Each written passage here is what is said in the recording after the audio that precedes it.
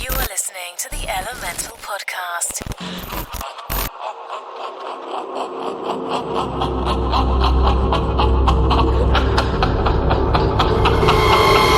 Shut up!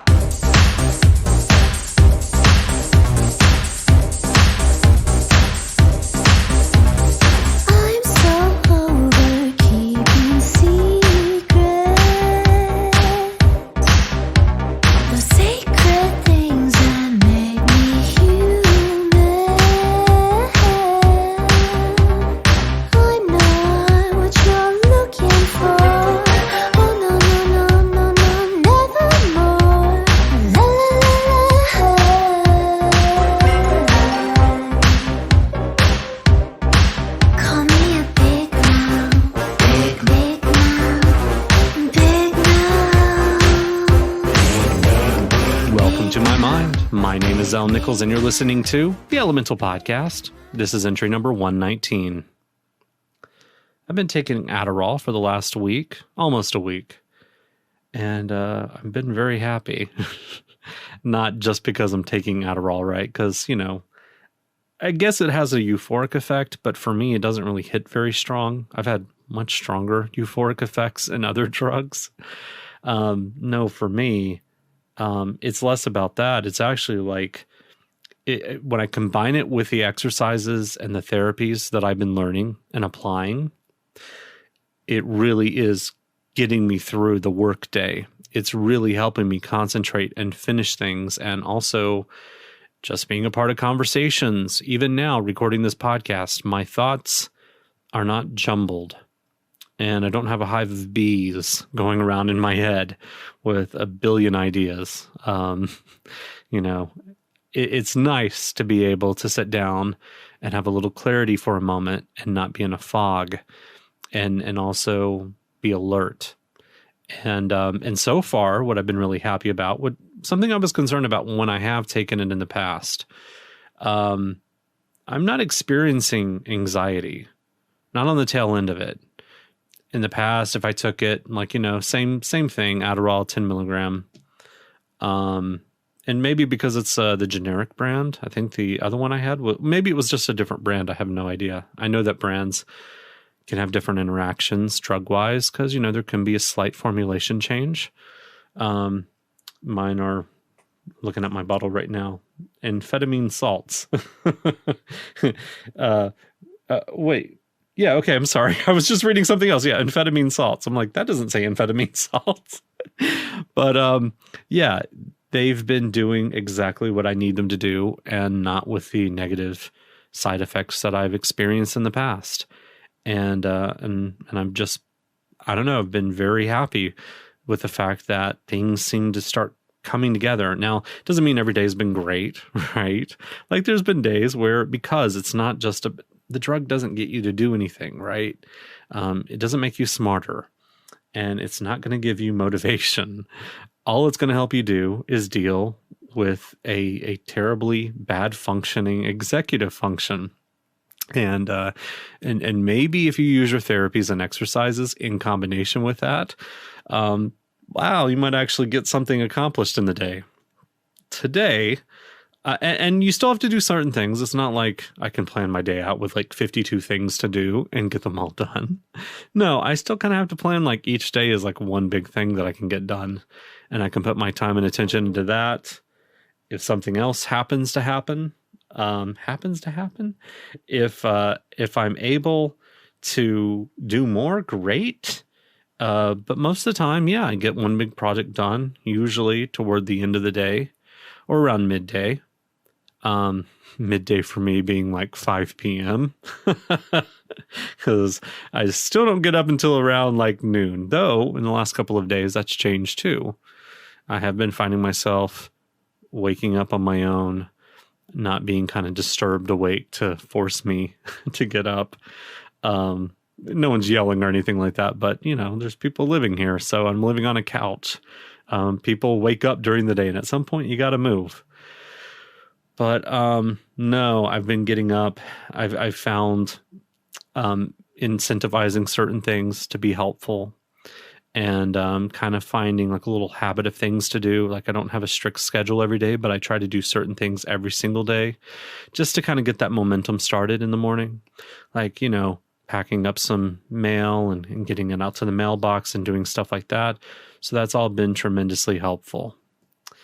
And, as for the creative stuff, the biggest struggle is not when I'm actually in it, right? I don't need, because like I said, it's getting the momentum into it. And once I've started it, then I can usually kind of carry along with it. But like, look, today I started working on a new Harley Quinn design based off of the Suicide Squad coming out here next month in August. And this is something I've been wanting to do for the last couple of months and just couldn't find myself, like, no matter what I did to try to get into the project, I just couldn't find that thrust into it. But I'm well on my way into doing it now, and I'm finding like a lot of success. So these are small accomplishments, maybe to some, but big ones for me. And actually, it's not Adderall, and it's not just, the exercise that are making me happy. It's actually like allowing me to do things that I really love, without like the mental disturbances and the distractions. And that is actually bringing a lot of joy into my life. The other thing I've been trying to do is actually take off time, find a hobby, do things for a change. And one of the things I've been doing more and more lately is I've been hanging out with my mom. Now, I've lived here in this apartment with her for the last year, but we typically have our own routines. We do our own things. And, it's not that we're not interested in each other. It's really not that at all. But we have our responsibilities and we have our routines. And I, most often am working. That's what I've been doing. But more and more lately, I'm just having really great conversations with her. And it's so strange. I didn't think I'd be sitting here like a year later, and I was bitching a year ago about, my family and the dynamic, and feeling a little alienated sometimes, or more often rather, because I am the odd one out of my family, in a family that is the odd one out in the family as a whole, in our family tree. But, I actually have felt seen and respected. And especially my mom, she's been really good about not just hitting my buttons and triggers. In fact, she's been very mindful and careful of not doing that. A couple of years ago, it was my anxiety. Anytime I talked to her, my anxiety would just go through the roof, speaking about that again. Because it could be, sometimes it would be like the way something was stated, or we need to talk, like through a text. If you deal with anxiety and someone tells you like, we need to talk, holy shit, that could ruin your day. That could ruin your week, your month, or even your year. And so that's not going on anymore. We had to talk about that. And I came to find that she kind of works the same way. We're probably dealing with a lot of the same similar like mental structures here. And, I think maybe, I don't know what it was, but maybe I thought that unless they agreed with me politically, which almost sounds ridiculous because, you should be able to get along with people you have ideological differences with, politically. Even though, well, with the Trump stuff, that's been more than just a political argument. That's a humanity argument, But my family hasn't really been on that train for a while. My aunt the other day did start playing a YouTube video, and I walked out and I gave her the stink eye because it was one of these lunatics talking about like, Joe Biden, he's failed God and going into the like August Trump bullshit. That shut down very quickly, so I'm thankful for that.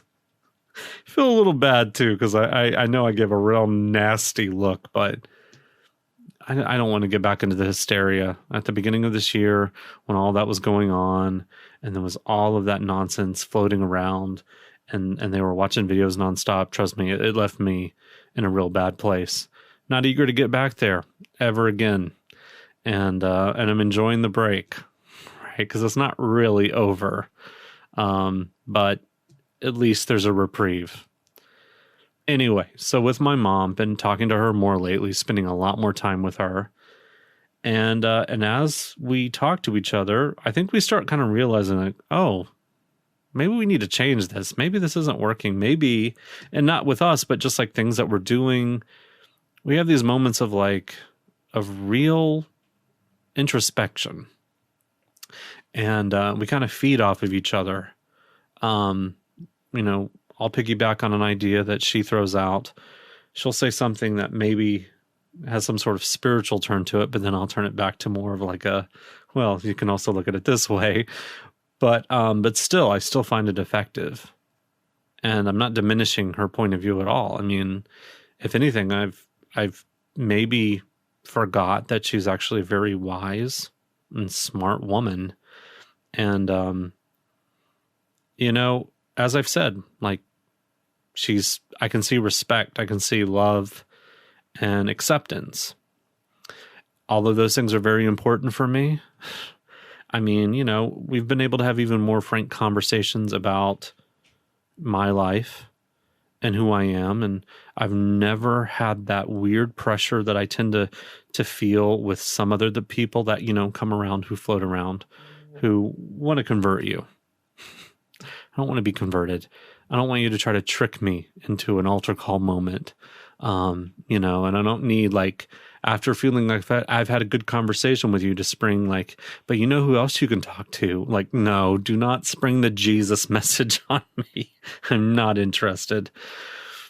But no, I haven't had any of that with my mom. Just really good conversation about a great many things.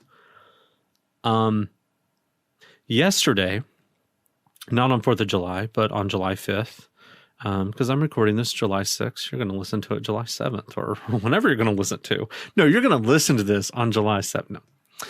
No. But, we had the day off. And like I said, I've been really trying to take days off, trying to find hobbies. And we were talking about our family, as a whole. We were actually looking back in our history, and we were trying to remember the names of my grandfather's parents. Now, my grandfather was, they lived in, oh boy, it's hard to say. They lived in a reservation in West Virginia. Maybe it was a reservation, or maybe it was a community full of people who were Native American, Cherokee, maybe others. But that's where my grandfather was from. And look, he had a mother named Erie, right? A name that you don't hear very often. I actually love the name E-E-R, or is it E-R-I-E? Really funny too, because I went into ancestry.com and they always spell it differently. Aaron, or, Erica, or it's no, it was Erie. It's funny when you see a computer trying to translate someone's handwriting, because all the records from back in 1900 when she was born and throughout the time of her life were mostly handwritten records, especially census data. So pretty interesting. But yeah, her name, funny enough, was Erie Napier. And no, you're not going to get any social security information or banking information based off of that. I didn't even realize that was her name until the other day. I think in times in my past, I've known that, and then it just kind of slipped out of memory. But yeah, which is fun to me because, Jack Napier, Joker. It's so strange because on my grandmother's side, her father's name was Essie, which is strange because it's not a name that you expect for a boy. And I was looking up even the origin of that name, and it doesn't. We're pretty sure he's Irish. Anyway, but his name was Essie. I don't know if it was an abbreviation for something. And years ago, when I originally changed my name to L, which was me reframing my middle name actually, because it still felt like I was connected to it, and I really love the name L.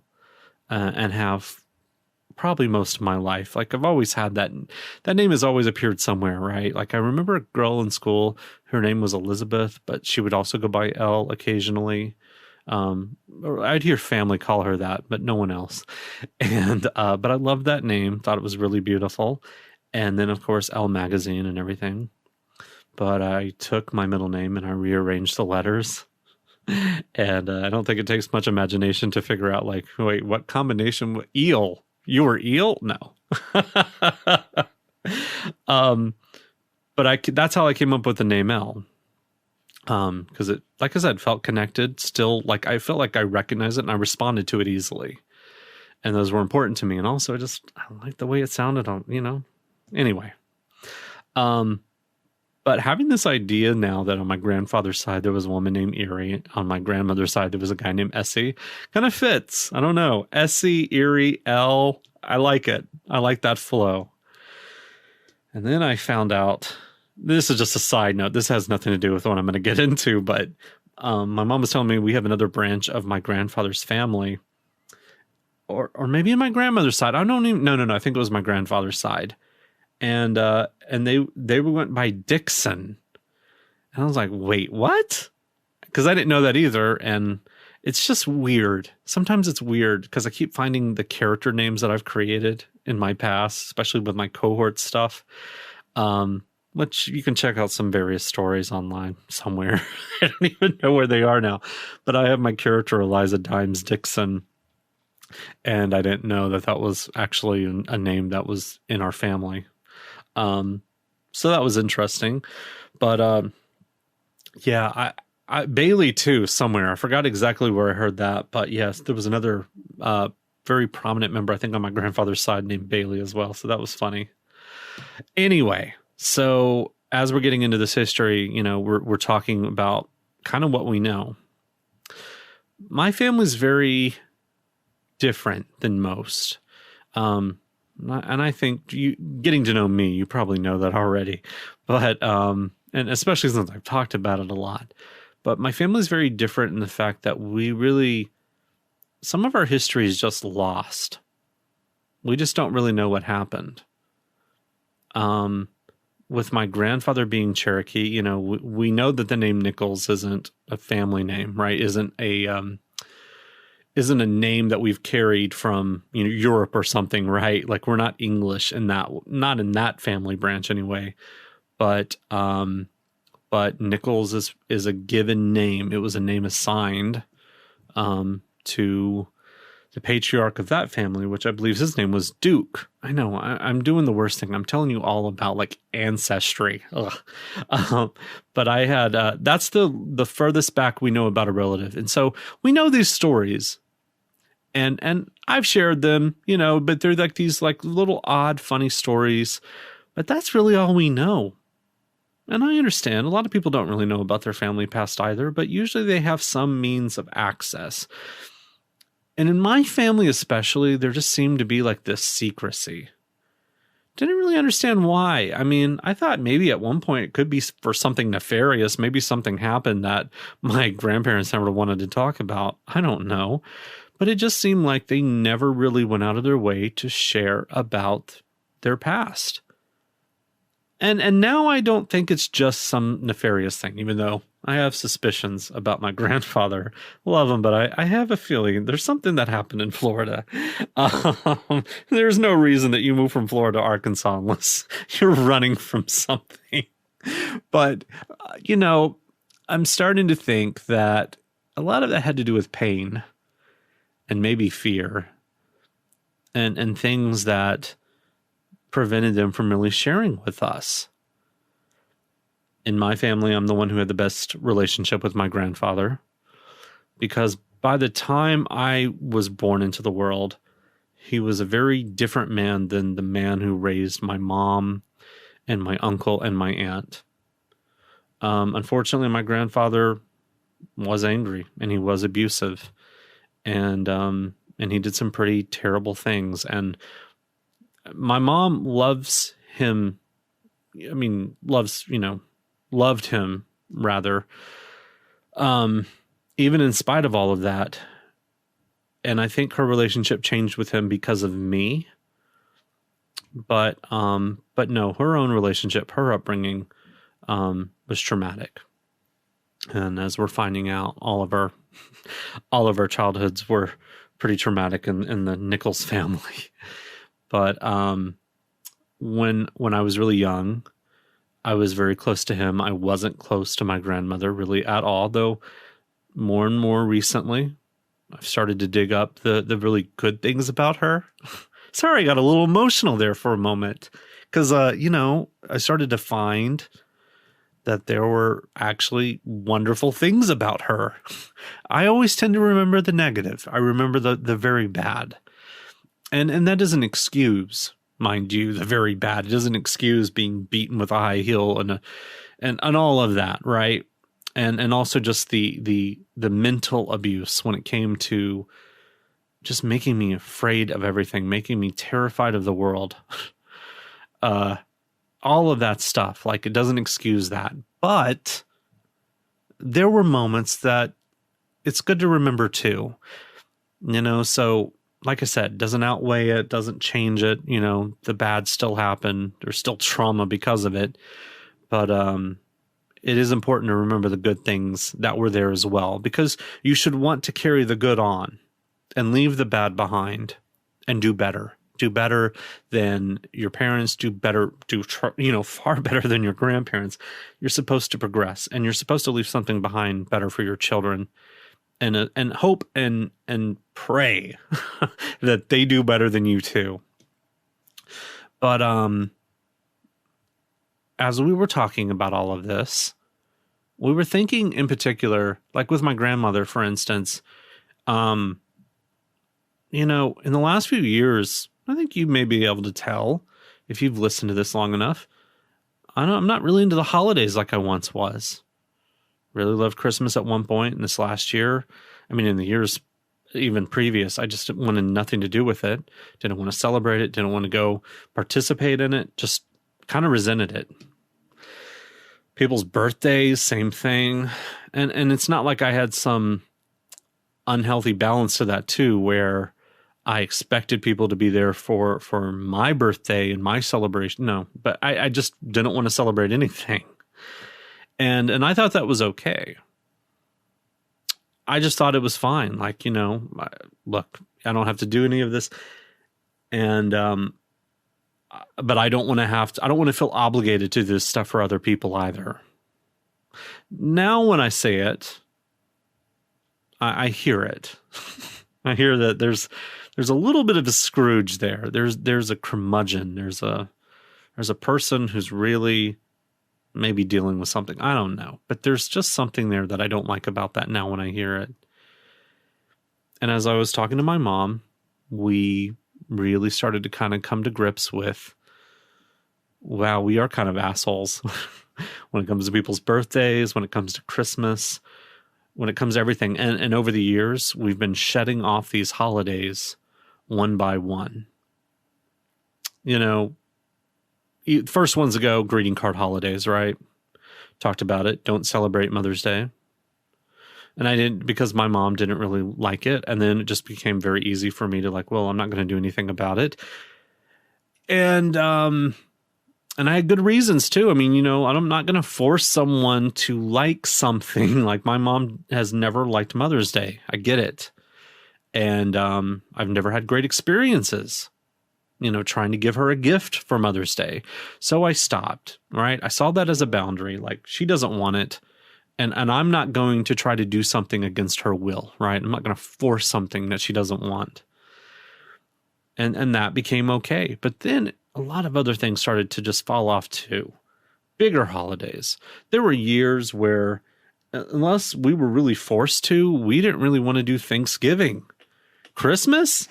One year, we literally were like, my aunt is actually the one who's really pushed to keep the holidays alive. I think she's taken that responsibility on because at one point it was probably my grandparents, or especially my grandmother. And then when they were gone, it was left to, her generation. And so she kind of picked up that torch because no one else was. And it's not that my uncle's uninterested in it, but he lives across the country and he has his own life.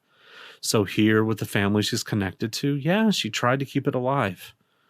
not easy with her deceased husband, who made holidays hell, made them even more agonizing, and not easy with my grandmother when she was still alive either.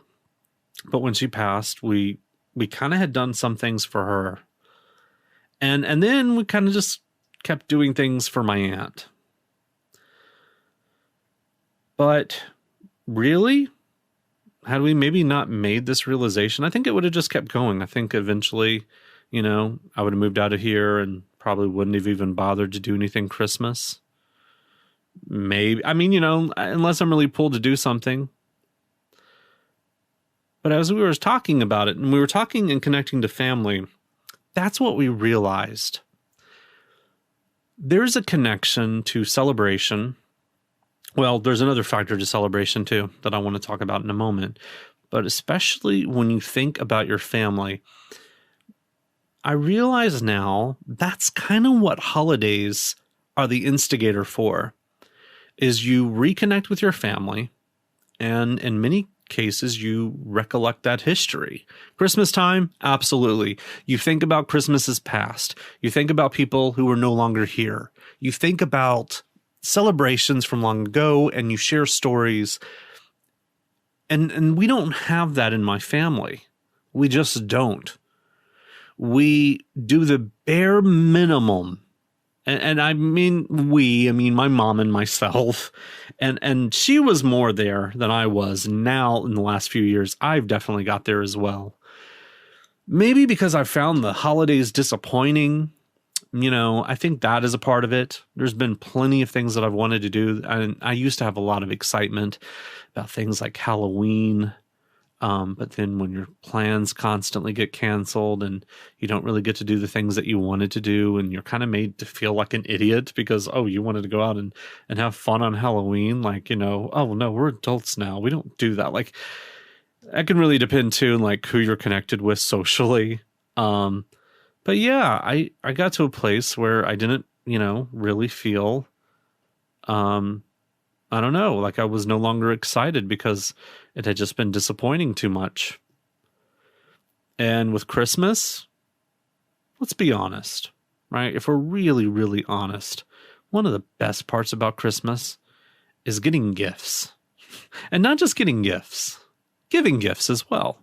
I love both of those components. I really do. However, when you're broke and you can't really think of what to get the person, and there's a pressure.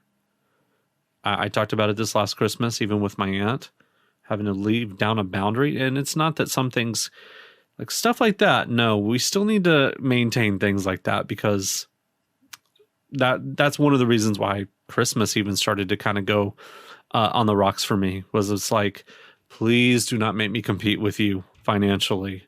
Right. And I know, how some people are, specifically family. I don't want you feeling disappointed because we couldn't get you something that you really wanted. And maybe we just guessed wrong and we tried to do something. Like, I didn't want any of that.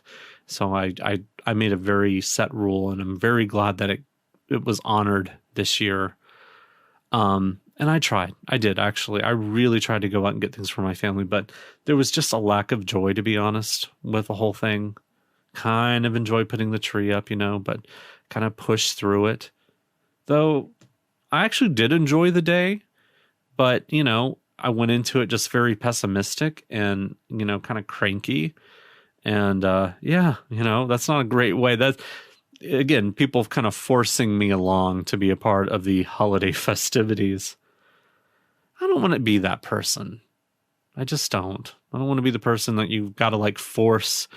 Because I realized like that was one of the issues that I started having people around me do. And then I became more like them.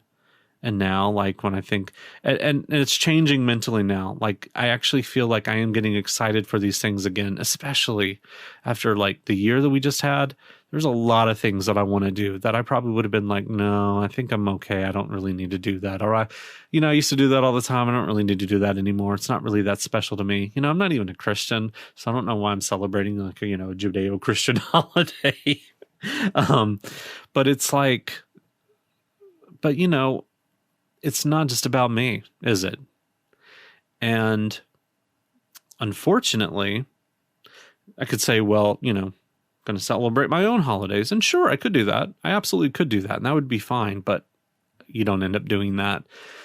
You end up celebrating nothing. And yeah, you can look at stuff and like, this was a tradition and didn't make any sense to me, so I'm not going to do that tradition anymore. Okay. But do you understand the importance of doing these things? As I started to remember about my family yesterday, all of the memories started to come up, and it all kind of came back to the idea that we learned a lot about our family during the holidays. Some good, some bad, but we learned these things. And honestly, some of the more interesting stories and the things that we learned about our family came from those days. Maybe it just had to do with the fact that we were all together. And maybe we were going through the motions, but in the process of going through the motions, we actually created memories. And we did things that helped us. All right? We're good for us. We're healthy. So maybe these holidays in some ways are a little ridiculous. But as human beings, there is an important part where we do have to celebrate things. So I get to this part. I'm going to bring it all back together, but let me venture off the path here a little bit. I talked about the fact that when I was in West Virginia, this is something I'd kind of forgotten about, but when I was in West Virginia, I was going to this Christian high school, and I had an English teacher who assigned us a class project. And it was to write a poem or something. I don't remember exactly what the details of it were. But whatever. I mean, this particular day I was in class, and I don't know. I think there was something inside of me that was a little resentful about, like, I don't even remember what it was now. But I was a little bitter about something. Or someone said something, maybe a teacher said something negative about me or whatever. Not that teacher even, but maybe another teacher. But it kind of crawled under my skin, and I was in her class and she gave us this assignment, and I'm like, yeah, this is something I could excel in. So I sat down and I wrote like this poem, and I turned it in, didn't really think much about it. It was about Martin Luther, the Reformationist. I believe he was a Reformationist, old religious guy. Who had a real problem with the Roman Catholic Church, and he did all those things. Yeah, that's what we'll say for right now about Martin Luther. Anyway, but I wrote something, maybe we had learned it not too long ago in another class or whatever, but I sat down, I wrote that. And it fit in line with the subject matter that she had given us as a guideline for the poem. So I wrote it and I turned it in, and I didn't think about it again until about a week later. And my English teacher asked me to stay after class. I was like, fuck, what did I do? What assignment did I not turn in? Like, what test did I fail? Because like I wasn't dumb. I tested actually pretty high, but the issue was I didn't do homework, and I don't know, depending on what class it was and if I was interested or not, I was either going to do good in it or I was going to do real bad. But no, I wasn't in trouble. She actually pulled out the poem, and she actually asked me, did you plagiarize this? And I was like, no. Like, I was insulted. I'm like, obviously not. No. And not because she, well, anyway, let me get on with it. I'm like trying to explain the details of a story as I'm telling a story. She pulls it out and she's like, this is incredible. This is one of the best pieces of, anything turned into me. And there is a competition for the state or something. I don't know. There was some sort of regional competition. And she's like, is it okay if I send this in? I was like, sure. Like, yeah. And I didn't really think much of it. And anyway, I went home and I never really talked about it much. I think at one point, I don't know if they were called or there may have been a parent-teacher conference. It was kind of overlooked because I did real bad when parent-teacher conferences were up, and my grandmother had to go meet with my other teachers, and some of them to basically say like, "Oh yeah, your grandchild is a disaster and is failing like most of their classes." But anyway, with that one particular teacher, she was like, "Oh, they're doing fine in my class, but this particular work." And I guess she had sent it off.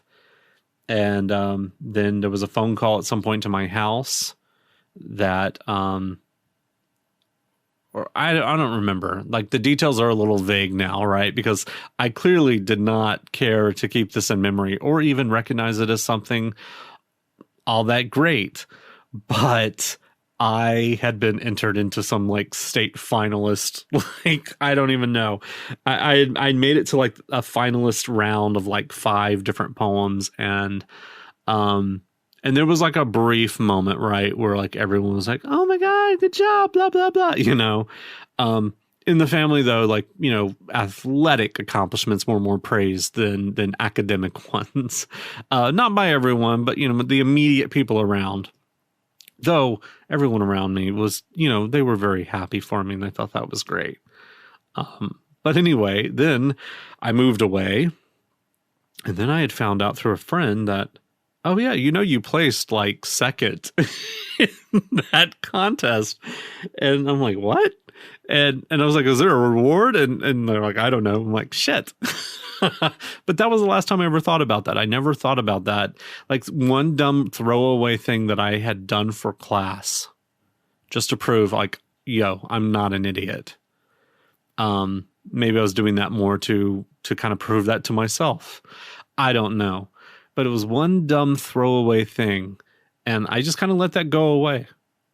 Like I remembered it, but vaguely. Even now, like I said, it's really hard to come up even with the details of it. It happened so long ago. But and then that was that until yesterday, where we were sharing stories about a variety of different things, and my mom started telling me, she's told me this many times, about me running for student vice president. Why vice president? I don't know. Maybe I was in the 5th grade and you couldn't be the student class president unless you were in the 6th. I don't know. But I ran for student class vice president and I had written a speech and I have no idea what I wrote. I never remembered it as being anything special or insightful, but my mom does. My mom who rarely gets emotional was getting like really emotionally, like she was crying and like, and I'm like, what the hell did I write? I have no idea. But anyway, we were talking about that. And then I was like, well, I did this thing in West Virginia and, gave her the details and she's like, what? And I'm like, oh yeah, and I was writing it off like, it was like no big thing, because I was making another point. But she stopped me and she's like, why didn't we celebrate that? I'm like, I don't think I ever told you until now, and because he was kind of taking it like, oh my God, I can't believe I didn't do anything about that. I'm like, I didn't tell you about it because I didn't think it was anything special. But then she brings up the point that it's really important that in moments in your life that you have to celebrate stuff like that because you need to know it's special. I know. I mean, like the cynical loner, I don't know, wallflower side of me is like, well, look at these people, and their celebrations for mediocrity. Because, but in within reason, or not within reason, but reasonably, I would have been very happy if someone had celebrated an accomplishment in my life. And the point she was making is then you start to get humble, right? But not really humble. You just kind of start to dig into yourself, right? And diminish what you've done. And then, soon enough, you start to actually believe it. And you devalue your talent. You devalue yourself. And I was sitting there for a moment. I was thinking about all. I'm like, shit. I don't think as an adult now, even though I would say like for a very long time, that is absolutely the truth. I devalued my talent. I knew I had skills. I knew I had abilities, but I also thought I was worthless. I also thought I didn't have what it took.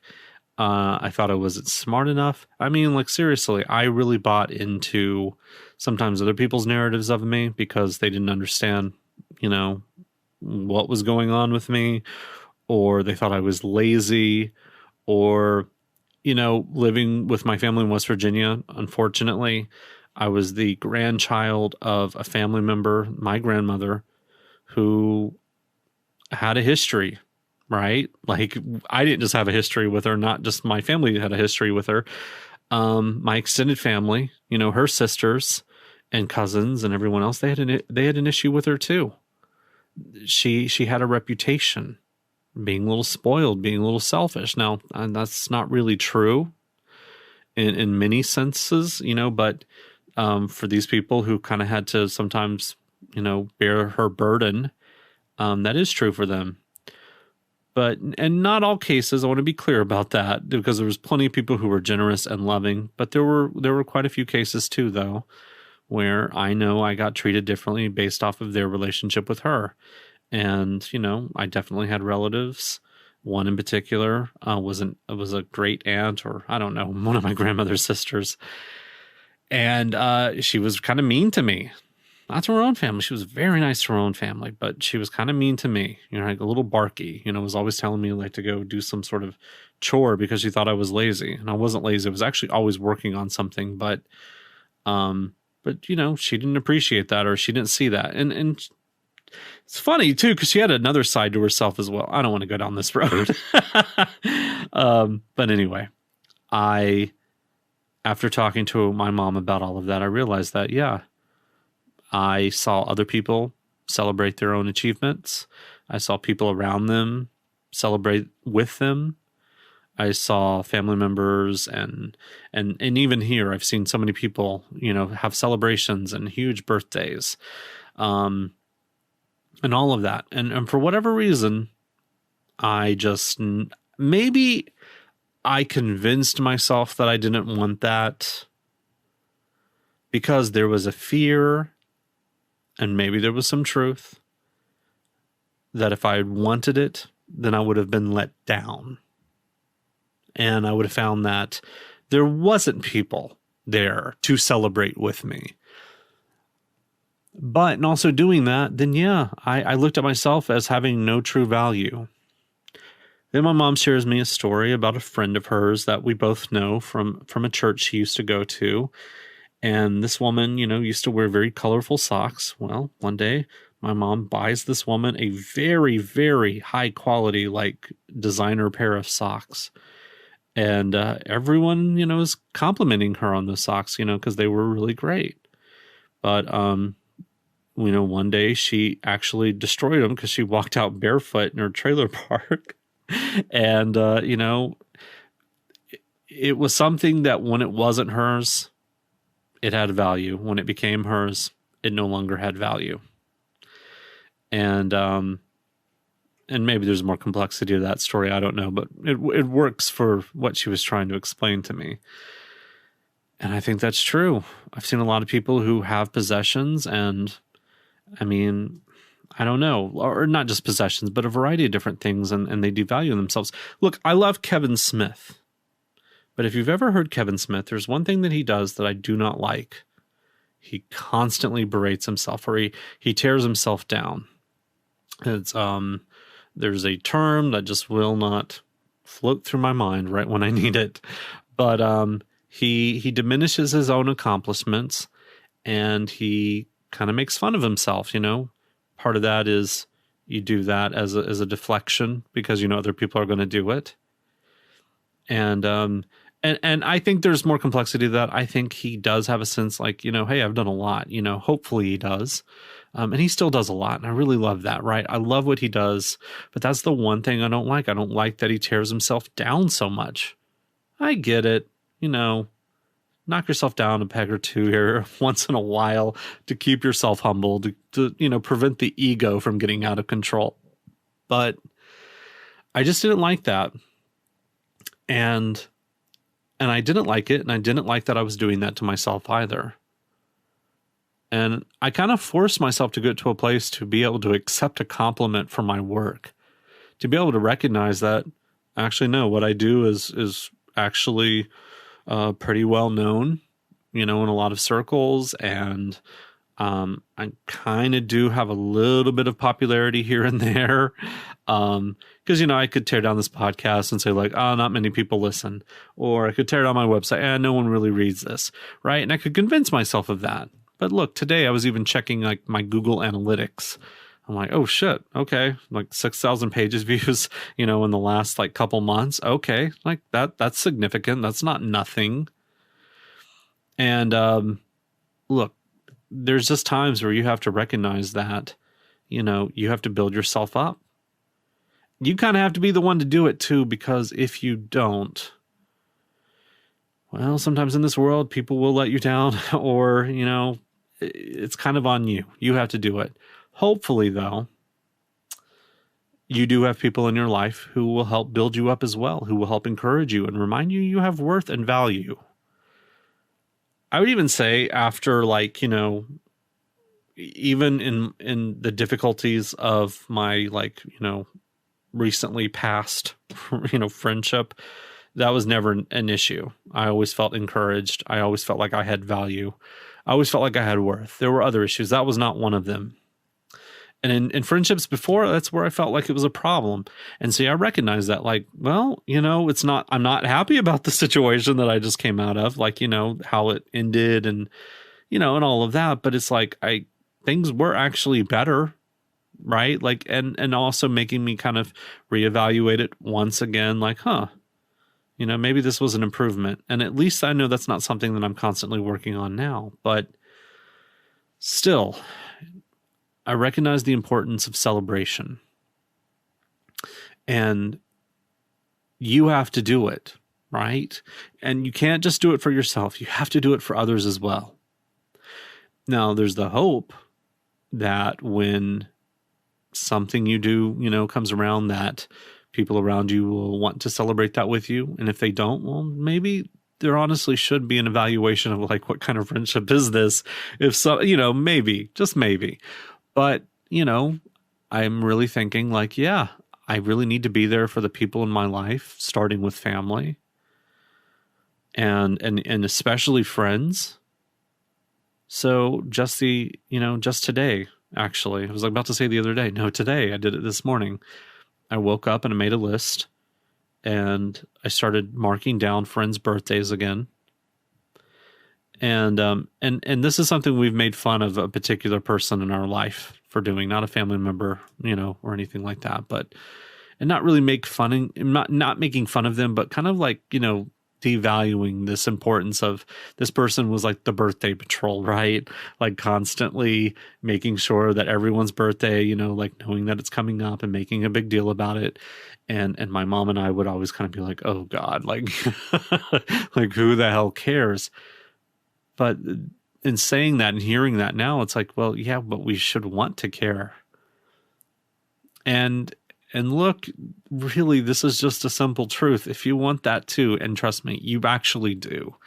You may convince yourself otherwise, and maybe what you want maybe isn't big, maybe it's small, but you want something. You want people to be there when it's your time to celebrate as well. And the only way to really do that, right, is to be there for others when it's their time. And that's okay, right? You are accepting that you have a need in your life. And maybe, it's not completely altruistic, the reason that you're there for other people when they celebrate, but hopefully there's a big part of you that is. But, it's okay to also feel like then when it's my time, then I hope that they're there too. And not only hope, but like, set a standard, right? Like make sure that, people know this is important, like for me, this is an important thing. I've always felt like in friendships and in relationships, when I know something is important to someone, I'm there for them in that. I try to be. And I guess I never really thought about it. Like, actually, I've had friends with their birthdays, and I have been there, and I've wanted to actually do things for them. And then, just to find, like, there would be issues or other things that would happen. Like, look, a couple years back, I kind of stopped wanting to do anything with my birthday because one particular year, I wanted this dumb, simple thing. And that was I wanted a table at this club I was a member of called Cloak and Dagger. And I don't know. Not that this is something that I would normally want, but for one particular night, I wanted something special. That's it. I wanted something special. Well, my friend starts getting on top of it, and they really do try, and they try to wrangle in people, and then we're hit with the reality that it's going to be $500 minimum just to get the table on top of whatever additional costs are going to come in. And at the time, I'm just looking at my money and not seeing anything there. And I was just like, screw it. No, we're just not going to do it. And I mean, it wasn't my friend's fault. Like, she actually tried. She really did. She did try, but I sabotaged it. And I shouldn't have done that. And I mean, and it's not that I should have expected, and because I wasn't, but I shouldn't have expected her to foot the bill, which again, I didn't. But I should have just look, I could have come up with the money in a variety of different ways. I probably should have just put it together because this is what I wanted. I wanted a night where I actually felt special. I was turning 35 at the time, and I wanted to celebrate that. It had been a very difficult time. There had been a lot of things going on. I wanted to celebrate that. And now, like the year after, it was an opportunity to really do a big celebration for my birthday then, right? Didn't really feel appropriate, in the midst of everything going on in the world. And, so this year, my birthday's coming up. And I'm going to be turning, I'm not going to say what I'm going to be turning. I'm getting to that point now where maybe we'll just not mention the age anymore. I'm in my 30s somewhere.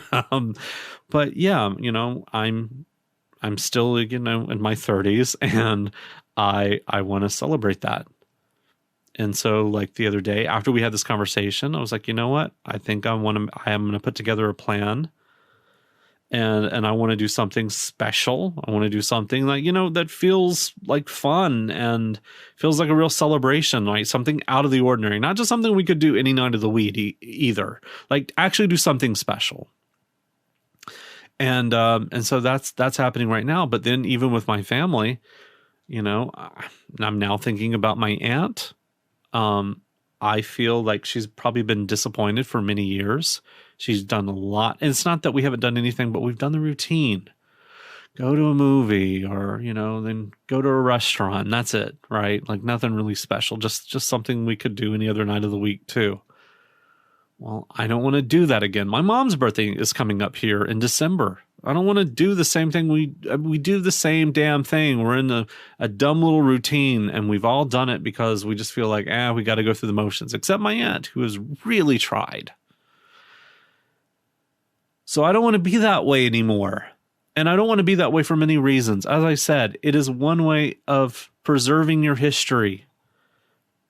And it may not be important to you to really know your family history because maybe you don't have a great relationship. Maybe you don't want to remember people in your family. I get it. But whatever it is, maybe it's your new family. And maybe it's not about remembering, but maybe it's about creating new experiences because trust me, that is important. Don't ever let that go. Don't let it go. Just because you've been disappointed, right? This should be because also the thing about holidays that some people may want to think about as well, it's a good evaluator of your relationships in your life. It just is. People aren't there for you. People don't really think of you, don't really want to spend time with you. What is that relationship, right? I mean, there could be a variety of things going on, but it's a good time to evaluate. You should want, and it should be okay for you to want, to have people close to you in your life celebrating together. And now that I have this realization, it is kind of like waking up, Christmas morning, and I'm Scrooge, and maybe more the Bill Murray version. But yeah, I just see that as this is an important thing to do. Commemorate those moments. I wish I had even forced it to just work in years past. And I didn't, because I really just had this defeatist attitude about all of these holidays, and really just thought them to be, as time went on, not always, but I really started to see them kind of the same point of view that my mom had, that they're just kind of pointless. No, this year, I'm doing up birthdays. We're doing up Flag Day, right? And I'll do the LGBTQ flags. I don't care. I'm going to celebrate holidays that I haven't celebrated in a long time. Halloween, and I think right now is one of the big holidays that's going to be up next as we get into the fall. We're still very early on here in July, so a little premature, but no. I was even telling my mom, I'm getting pumpkins, and we're carving them, and I don't give a shit if anyone wants to get out of it. No, you're going to be here when we're carving pumpkins, and you're going to put a scary face or a happy face on that pumpkin, and you're going to like it. But yeah, that's kind of what I'm thinking now.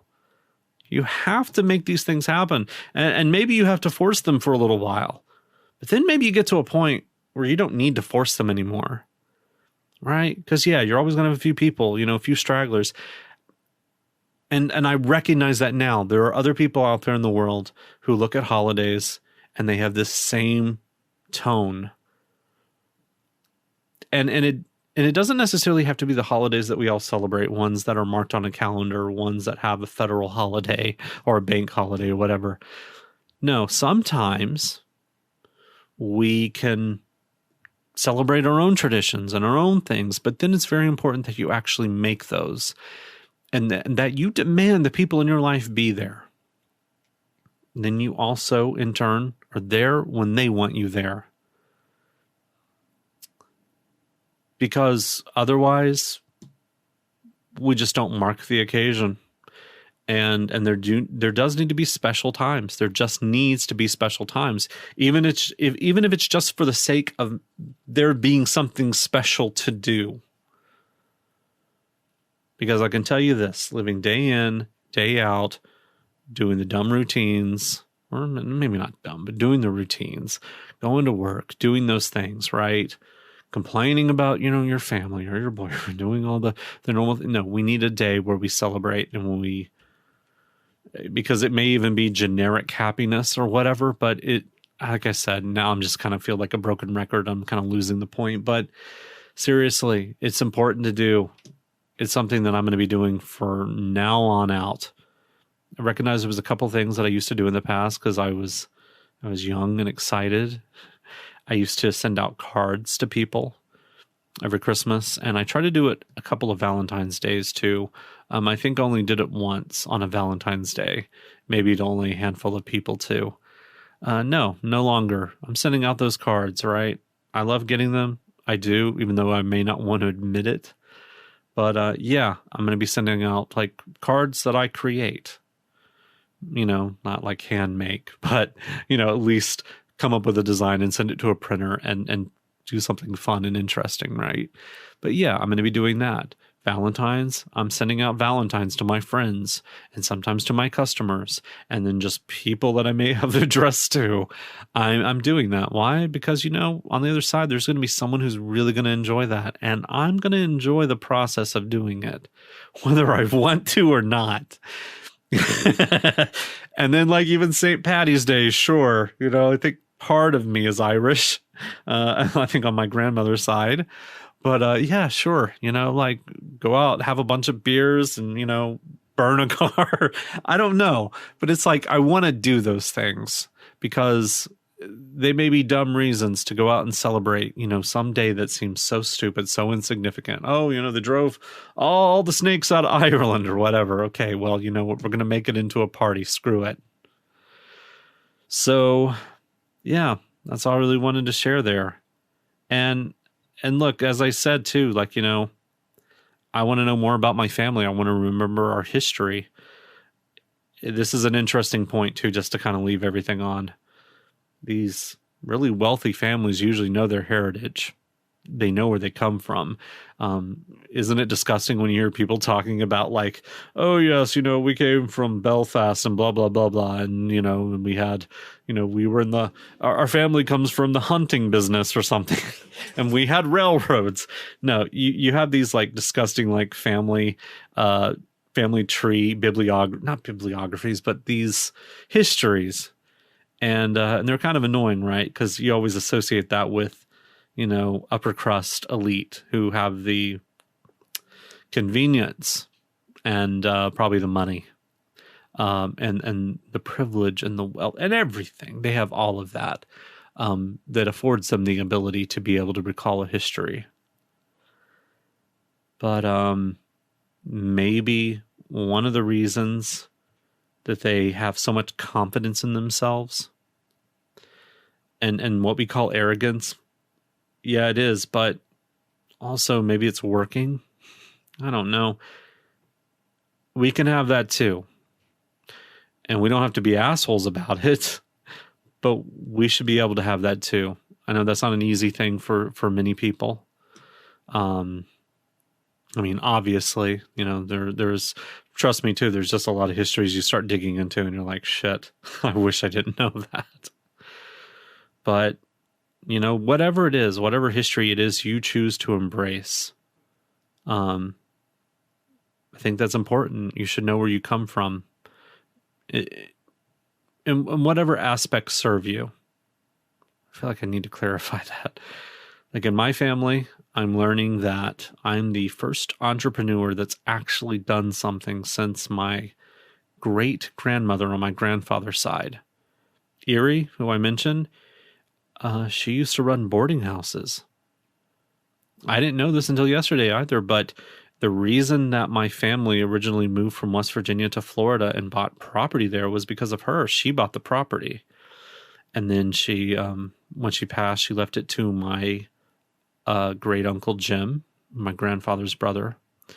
And then of course, he was just a member of our family. He's a man I want to talk about again. Because I think it's time to revisit his history a little bit too. But see, I want to remember these people because they did some pretty cool things. Some of them did.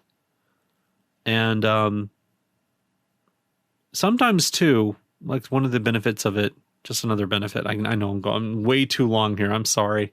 And I'm really rambly. But the other benefit is too, it's you kind of see your family's patterns.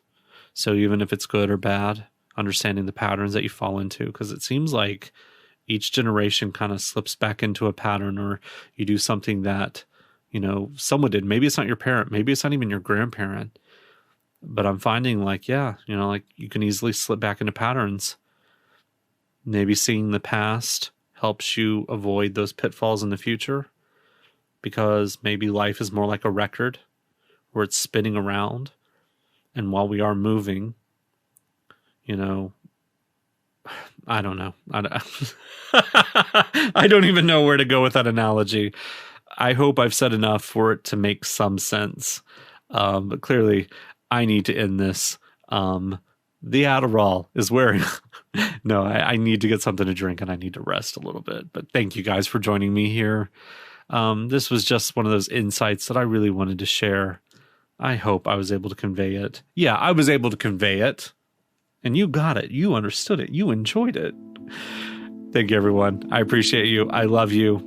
And I want to remind you to always forge your own path and escape the ordinary. Goodbye, everybody. This concludes this entry of the Elemental Podcast. If you enjoyed today's show, head over to houseofl.com to gain access to our show notes, additional podcasts, the photo diary, and more.